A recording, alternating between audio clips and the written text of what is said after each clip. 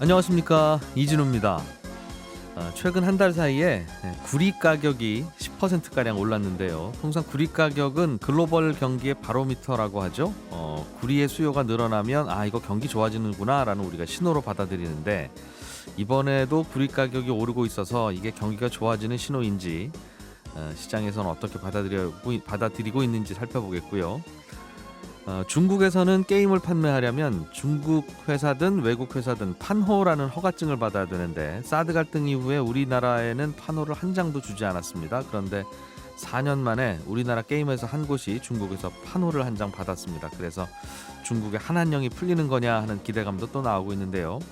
이런저런 금융시장 동향들 한번 살펴보겠습니다. 12월 4일 금요일 손에 잡히는 경제, 광고 듣고 바로 돌아오겠습니다. 네, 오늘도 경제 뉴스부터 살펴보겠습니다. 오늘은 어예진 경제 전문 기자 나오셨습니다. 어서 오세요. 안녕하세요. 네.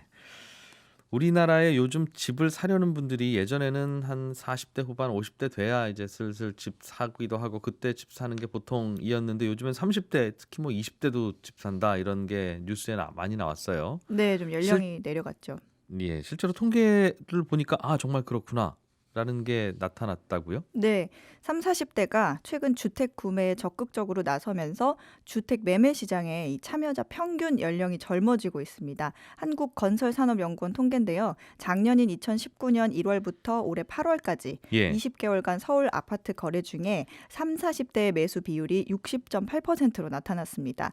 50대 이상 매수 비율이 한 30.6% 정도 되는데, 거기 한 2배 정도 육박하는 겁니다. 예. 네, 신용대출을 통해서 끌어모은 자금 영향이 컸는데요. 그마저도 부족하면 이 전세 보증금을 끼고 주택을 매수하는 갭 투자에 나선 게 이 매수 증가의 원인이 되기도 했습니다. 20대도 많이 사고 있다면서요? 네, 20대 역시 최근 신용대출 등을 활용해서 공격적으로 주택 구매에 나선 것으로 조사됐는데, 최근 4년 6개월 동안 주택담보대출이 아닌 신용대출 등을 활용해서 이 서울의 주택을 구매한 1주택자 가운데 20대가 23%로 가장 많이 나왔습니다.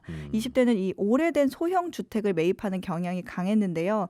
보통 노후 소형 주택은 과거 50대 이상의 중장년층이 투자 목적으로 주로 매입하던 유형인데, 예. 신축 대비 비교적 좀 저렴한 데다가 재건축 연한이 다가올수록 가격이 오르는 시장 특성상 20대들의 투자 수요가 몰린 것으로 분석됩니다. 작고 저렴하더라도 서울에 있는 집 한 채 사야 되겠다고 초조해 하는 20대가 많아졌다는 그렇죠. 뜻인가 봐요. 네. 앞으로 집값이 계속 오를 것 같으냐 이런 걸 설문조사를 해서 대충 짐작을 하는데, 네. 집값과 전세값 모두 좀 오를 거라고 답하는 분들이 많군요. 네, 이 종합부동산 포털 한 곳이 지난달에 자사 홈페이지 방문객 1,500명가량을 대상으로 설문한 결과인데요. 예. 내년 상반기 주택 매매 시장 전망에 대해서 상승이라고 답한 비율은 70%로 이 대다수가 집값 상승을 예상했습니다.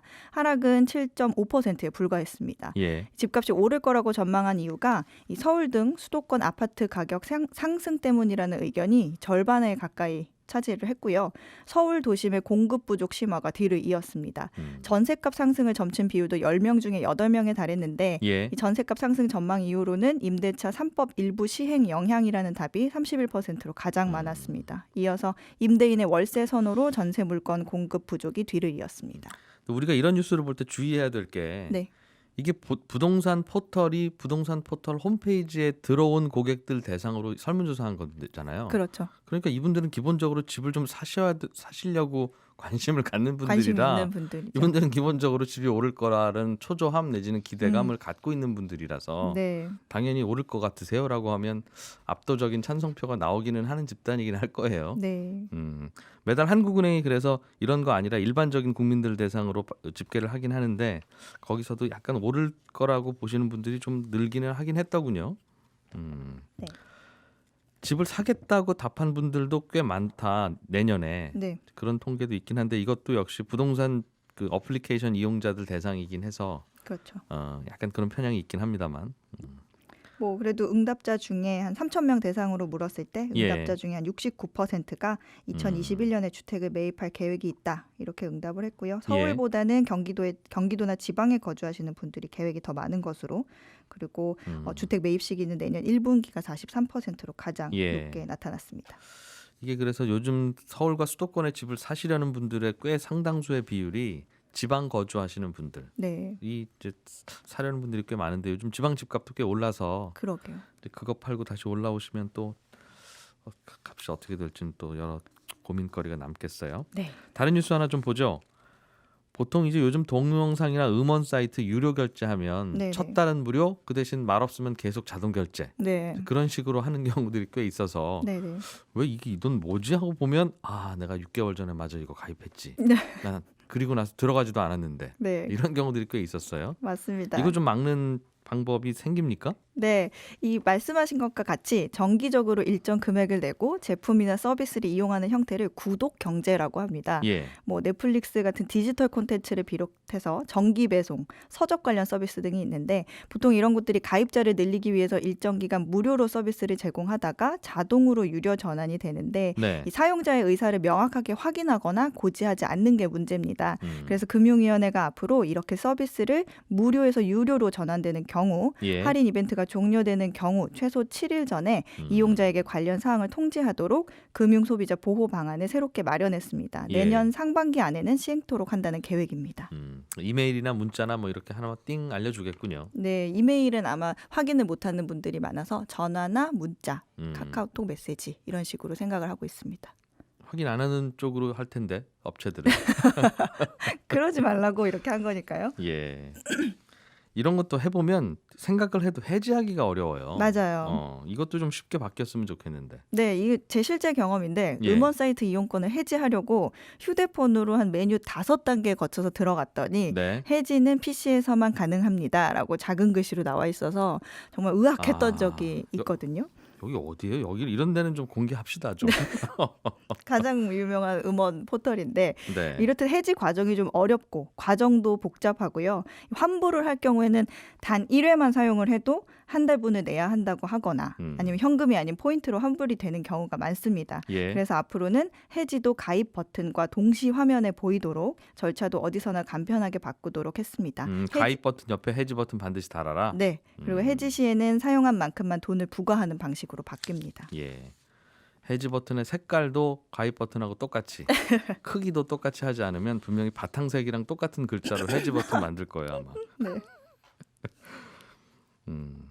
이런 걸 다크 넛지 전략이라고 합니까? 그 기업들 입장에서 보면. 맞아요. 이 구독 경제의 함정이라고 할 수 있는데 보통 고지 없이 요금을 자동 결제시키거나 해지 수단을 제한하는 등 이 비합리적인 소비를 유도하는 것을 다크 넛지라고 합니다. 넛지라고 하면 옆구리를 이렇게 쿡 찌른다, 뭐 자연스럽게 유도한다라는 예. 뜻인데 다크 넛지는 긍정적인 결과가 아닌 부정적인 결과로 소비를 유도하는 경우에 해당이 됩니다.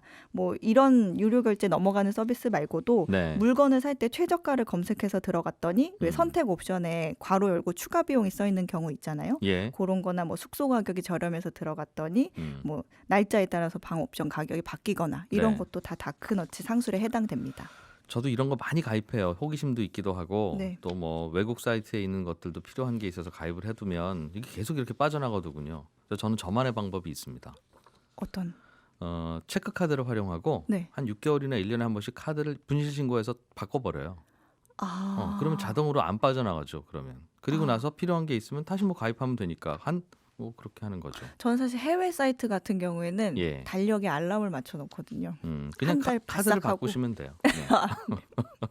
그러면 그동안 내가 모르는데 빠져나가던 게 한꺼번에 쫙 정리가 되는. 이렇게 부지런한 사람들한테는 이게 다크너치가 적용이 안 됩니다. 예.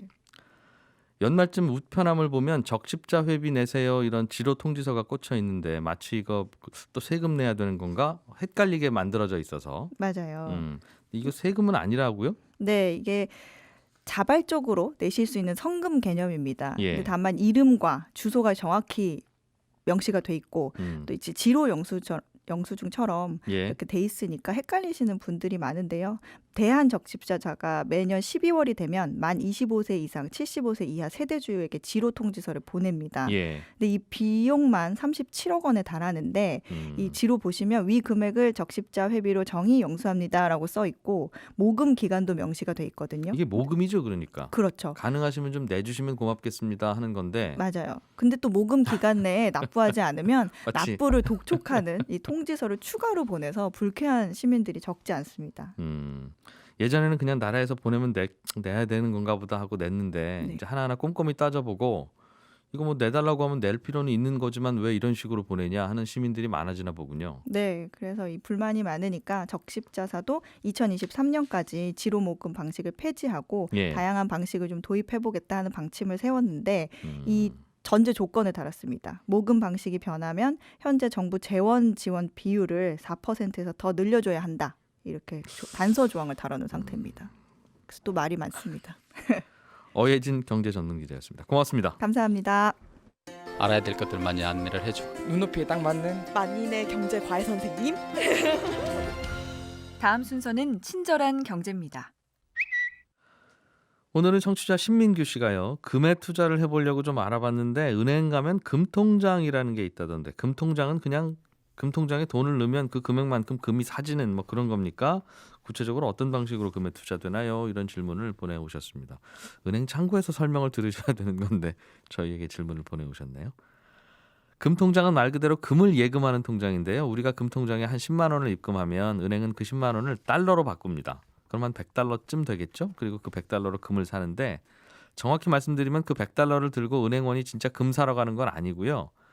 손님이 금통장에 10만 원, 그러니까 100달러를 입금하면 은행은 그 100달러를 외국 은행이 판매하는 외국 은행 금통장에 다시 입금합니다. 이제 그러면 그 외국 은행이 그 100달러로 금을 사서 그 금이 몇 그램인지 알려주면 이제 은행은 손님 통장에 금 몇 그램 이렇게 찍어주는 거죠.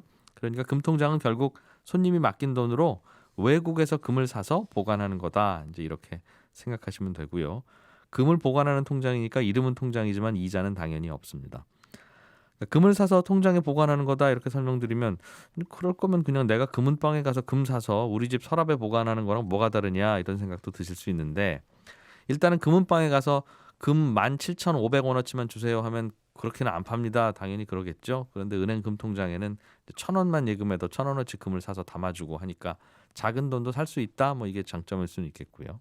또 금은방에서 실물금을 사면 살 때 금값에 부가세를 더해서 사야 되는데 금통장은 말씀드렸듯이 외국에서 금을 사서 통장에 보관하는 거다라고 말씀드렸잖아요. 그러니까 외국에서는 금 살 때 부가세 안 내거든요. 그러니까 금통장은 부가세를 안 내고 금을 사서 투자할 수 있는 조금은 저렴한 방식입니다. 제일 좋기로는 KRX 금시장이라고 하는 곳에 가서 증권사에서 계좌를 열고 사시는 게 세금 면에서 제일 절약이 되긴 합니다. 친절한 경제였습니다. 예, 12월의 첫 주 이번 주 금융시장에는 또 어떤 게 뜨거운 이슈였는지 살펴보겠습니다. 한국투자증권의 박재영 차장님 어서 오세요. 안녕하십니까. 구리 가격이 많이 오르고 있다. 요즘은 뭐 자산들이 다 오르니까 안 오르는 게 오히려 신기하긴 하지만 구리는 왜 오르고 있습니까? 일단 구리가 오르는 데는 몇 가지 이유가 있습니다. 이것도 상품이고 하다 보니까 수요와 공급의 논리가 있는데요. 일단 수요가 많이 증가하고 있습니다. 구리는 건설, 그다음에 인프라, 운송 이런 산업 전반에 걸쳐서 사용되는데요. 예. 코로나 이후에 세계 경제가 회복되면서 구리 수요도 증가하고 있습니다. 일단 전 세계 수요의 절반을 차지하는 중국 경제가 굉장히 좋은 상황이고요. 시차를 두고 이제 여타 국가들도 경제가 회복될 것이다라고 하면서 경제 회복이 구리 수요를 견인하고 있고요. 또 정권이 바뀐 미국이 코로나로 인해서 망가진 이 경기를 부양하기 위해서 인프라 투자를 진행할 가능성이 매우 높습니다. 원래 대통령 처음 취임하면 그런 것들 정책 많이 발표하지 않습니까? 예. 여기다 중국도 내년에 중국은 이제 5년마다 계획을 세우는데요. 14차 5개년 계획이 시작됩니다. 여기서 이제 수출 중심의 전략의 한계를 극복하기 위해서 내년도부터는 쌍순환 경제 발전 전략을 추진하겠다라고 발표를 했는데요. 내수 키우겠다는 거죠? 맞습니다. 이게 쉽게 말해서 내수를 부양하겠다는 의미인데 내수를 부양하면 왜 구리가 오릅니까? 근데 일단 뭐 내수를 통해서 뭘 하려고 하면 도로도 깔고 통신망도 깔고 이제 해야 되기 때문에 인프라 투자를 계획하고 있다라는 뜻입니다. 통신망 깔고 뭐 전기 깔고 하면 그 전기 안에 전선 안에 들어가는 그 구리요? 그렇죠. 그런 것들이 많이 필요하기 때문에 그거 구리 수요가 그거 좀 늘어나게 깐다고 구리값이 더 올라가고 그래요? 중국은 땅이 굉장히 넓기 때문에 하기야 그런 거 아니면 또 구리 수요가 또 많지 않을 테니까 그렇게 늘어나면 또 확 늘어나는 거겠군요. 그리고 또 하나 있는데요. 전기차 판매량이 증가하면 네. 구리 수요가 늘어나게 됩니다.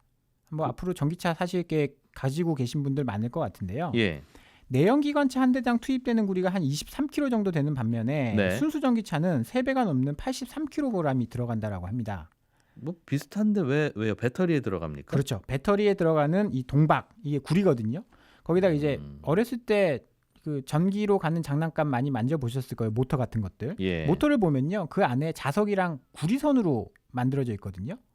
뭘 코일을 감죠. 맞습니다. 그래서 전기차는 이제 모터로 가기 때문에 네. 그런 쪽에 수요가 많고요. 또 충전 인프라에도 구리가 많이 쓰인다라고 하네요. 그래서 어찌 보면 구리도 친환경 정책의 수혜주가 되는 셈입니다. 예. 근데 이제 구리를 캐내려면 환경이 많이 또 파괴되기 때문에 그렇습니다. 이게- 이 공급적인 부분도 이제 문제가 있는데요. 반면 공급은 조금 부족해지고 있는 상황입니다. 전 세계 구리광석 채굴의 절반을 남미 쪽 칠레와 페루에서 하고 있고요. 인도네시아에서 생산하는데 예. 상당수의 광산이 100년을 넘어서 노후화됐다라고 합니다.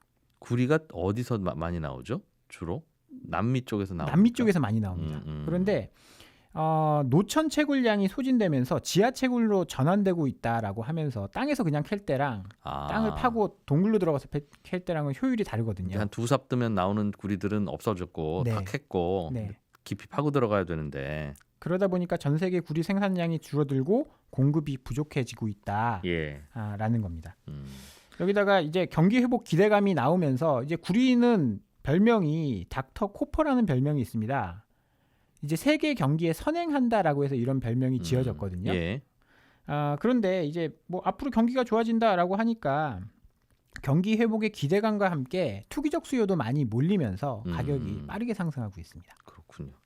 올해는 또 여기가 한참 또 남미 쪽에 코로나19 확산이 심해지면서 네. 한동안 또 일을 못 하기도 하고 네, 생산도 조금 중단됐었죠. 파업도 좀 있었고 네. 그것 때문에 내년쯤 되면 좀 공급이 늘어난다고는 하는데 구리 가격이 오른다는 건 그럼 경기가 좋아지니까 뭐 주식 가격도 오를 거고 뭐 부동산 가격도 오를 거고 그런 신호라고 보면 돼요? 일단 구리 가격이 오른다는 것은 뭐 말씀하셨듯이 경기가 좋아진다라는 뜻으로 받아들여져서 주식시장에는 긍정적인 의미로 작용하고요. 특히 경기 민감주의 상승을 유발합니다. 경기 민감주라는 것은 경기에 영향을 많이 받는 뭐 철강이라든지 화학, 예. 반도체 같은 그런 업종에 이제 영향을 준다라는 이야기인데요. 구리 가격 상승이 경기 개선을 전제로 한다라고 한다면 금융자산의 가격 상승, 뭐 금리 상승, 물가 상승 예. 이런 쪽에 영향을 좀 줄 수 있다라고 봐야 될 것 같습니다.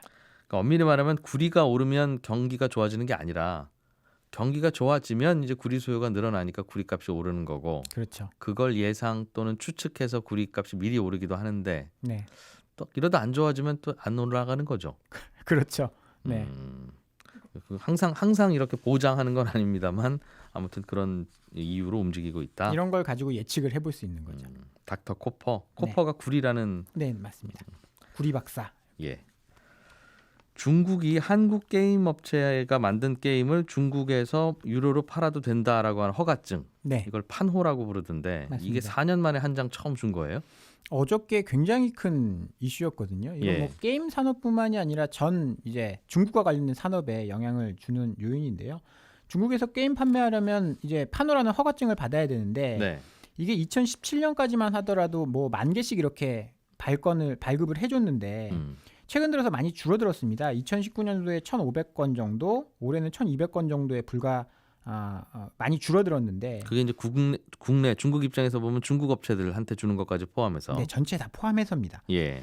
한국은 2017년 이후에 판호가 단 한 건도 나오지 않았습니다. 사드 배치 이후에 그런 이제 현상들이 나타나서 이게 사드 배치에 대한 보복으로 해석이 됐는데 최근에 왕이 외교부장이 돌아간 후 첫 판호 발급에서 우리 이제 한국 외자 판호를 발급해 줬다라는 데서 주목을 하고 있는데요. 예.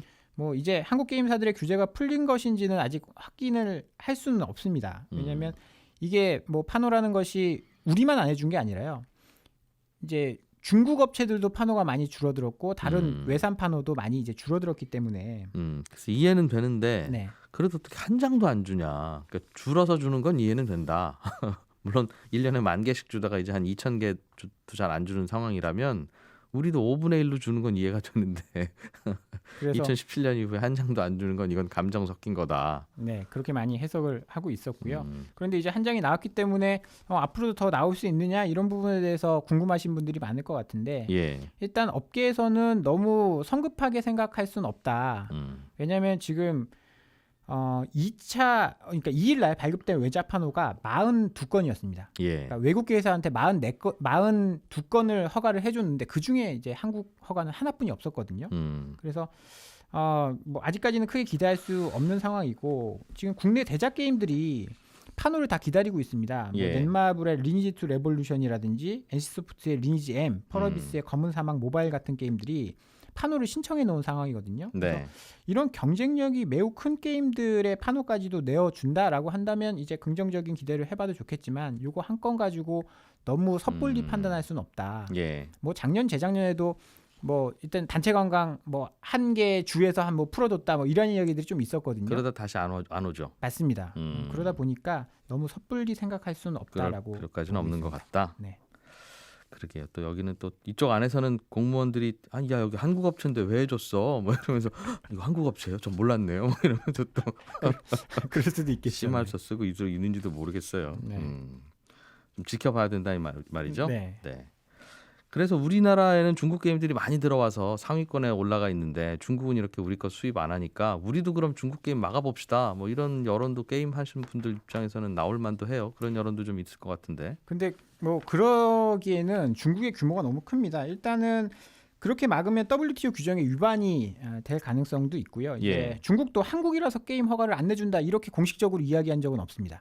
그냥 전체적으로 게임 이제 판호를 줄인다라고 예. 이야기를 했고요. 또 시장이 큰 나라랑 작은 나라랑 무역 분쟁이 일어나면 작은 나라가 불리하거든요. 중국 같은 경우에는 게임 산업에서 뭐 전 세계에서는 미국 다음으로 크고요. 네. 모바일 쪽에서는 중국 소비자들이 시장 점유율 26%로 세계 1위이기 때문에 거기서 팔아야 되니까 네, 저희 팔아야 되는 입장에서는 싸우면 안 된다 이거죠. 맞습니다. 야, 뭐 우리는 팔아야 되는 입장이니까. 원만하게 해결해야죠. 한국투자증권의 박재영 차장이었습니다. 고맙습니다. 감사합니다. 예, 손에 잡히는 경제는 여기서 마무리하고요. 또 주말입니다. 주말인 내일에는 평소보다 조금 일찍 8시 5분에 인사드리고 조금 좀 긴 시간 진행하겠습니다. 지금까지 이진우였습니다. 고맙습니다.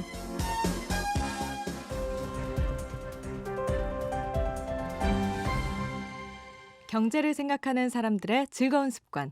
이진우의 손에 잡히는 경제.